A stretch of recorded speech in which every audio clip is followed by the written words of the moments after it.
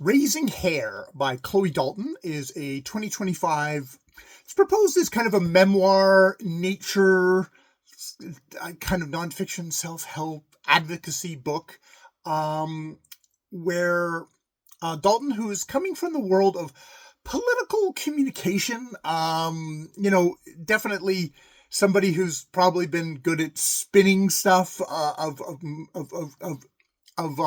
shaping narratives for politicians, and she's somewhat coy until the very end of exactly where on the political spectrum she's been doing this. We learn in the acknowledgments at the end that she was on the conservative side of things. William Hague. We know that there's also a shout out to Angelina Jolie at the end of this, and her partner who worked on a advocacy thing for against sexual violence and stuff like that. So that you don't learn that until the end. Very much so.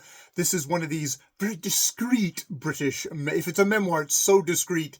You learn virtually nothing about Chloe Dltn in this thing, or maybe so to the point of inward that you don't really have a sense of the woman outside of that.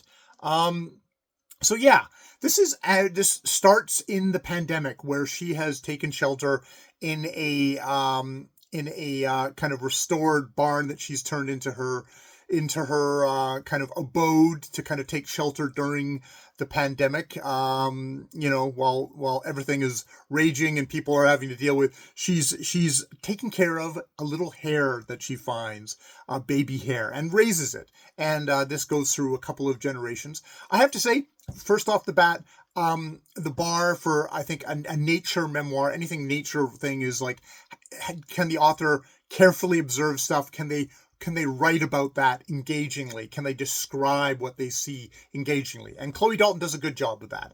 That is like the writing here. The descriptions of nature are done extremely well.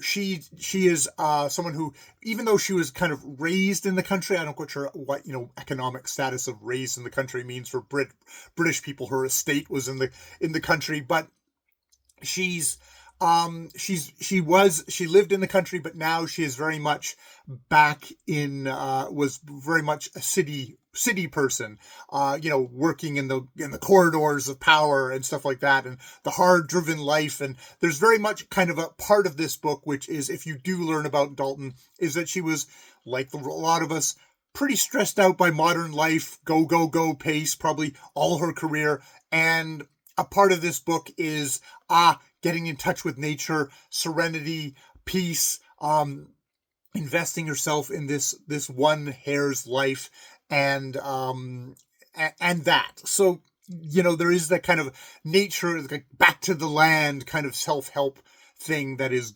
going on here. There is a lot of the language can be kind of quasi-religious at times.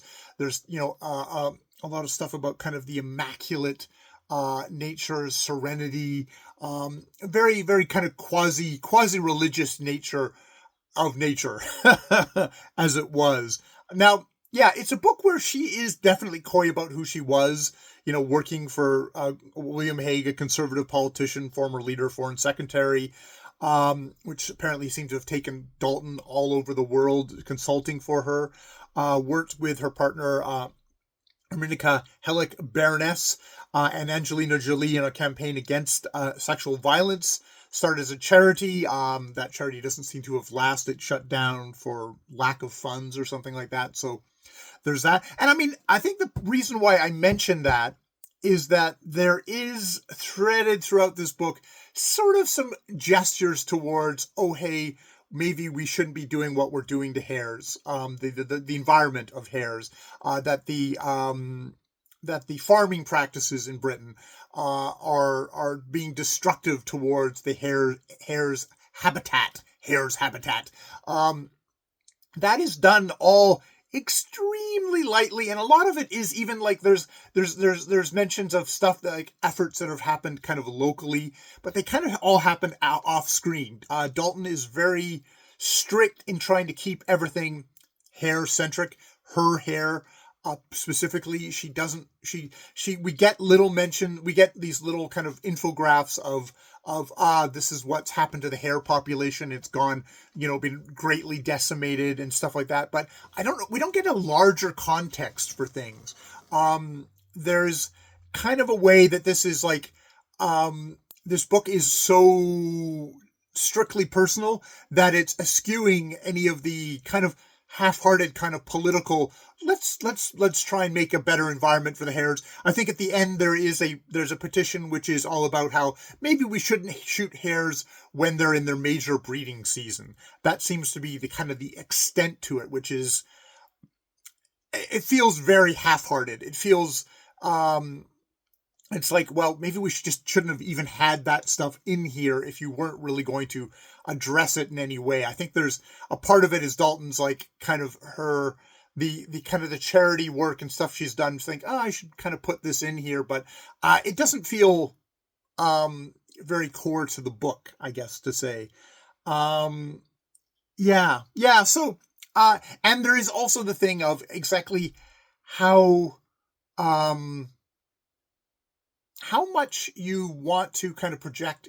I think Dltn makes an effort to say that I'm not going to try and project my life onto hares, but in the end, it's very much like, oh, this is this plucky female hare going through life super stressed, but I'm giving it an oasis and she's giving me an oasis, and aren't we kind of bonded that way? It's like you're it feels like there's a lot of projection of Dltn's life into this hare, and there's a lot of ways I feel like as that Dltn definitely doesn't feel that we're going to give a shit about hares unless we can project ourselves into their lives.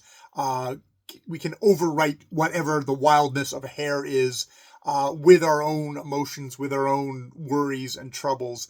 That by we're ennobling ourselves by taking care of the hare versus respecting the hare as the hare as something of itself. God, I'm just gonna say hare so many times in this thing. So yeah. I mean, in the end, this is a book where I enjoyed, especially the earlier parts more, because it was more just Dltn and the hare and the kind of just trying to figure things out, how to work for it. As it goes along, it gets she tries to make the ambitions wider, make it more of a thing, make it more of we must protect this beautiful hare. These are the reasons why. It loses me. It becomes less. So I complain that the political side is half-hearted. Maybe if this was kind of a harder edged and a little bit more kind of oomph, but I mean, there's a part of me that wonders if Dltn isn't really that interested in delving deeply into the complicated issues of food security for the UK and what it would mean if we protected hares. Like, how can we work these things out? This is not to say you can't, but I just think Dltn seems to be just kind of doing a little, let's throw him a little bone and that'll make us all feel better. And then we can go back to our busy lives in the city with a clear conscience. So yeah. Kind of mixed on Raising Hare by Chloe Dltn. I've been Jay. More videos later.